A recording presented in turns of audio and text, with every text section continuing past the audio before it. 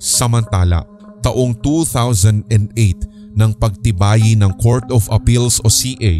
ang 15-page decision ng Department of Justice o DOJ na ipagpatuloy ang criminal prosecution sa developers ng Cherry Hills Subdivision. At syempre kaugnay pa rin ito ng naganap na trahedya na kumitil sa buhay ng mga residente sa Antipolo City. Ang naturang resolusyon ay noon pang August 27, 2002 at inisyu ng nooy Justice Secretary Hernando Perez. Nakasaad rito ang paglabag ng mga developers sa Presidential Decree 957 na nagre-regulate sa pagbenta ng mga subdivision lots at condominium units na may kaugnayan rin sa Batas Pambansa bilang 220 na siyang nagtatakda ng standards at technical requirements para sa economic and socialized housing.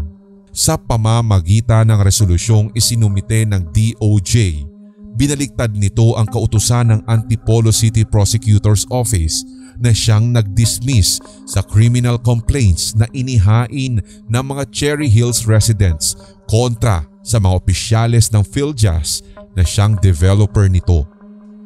Sa kabila nito, umapila sa CA ang presidente ng PhilJazz na si Tirso Santillan kasabay ng pagkwestiyon sa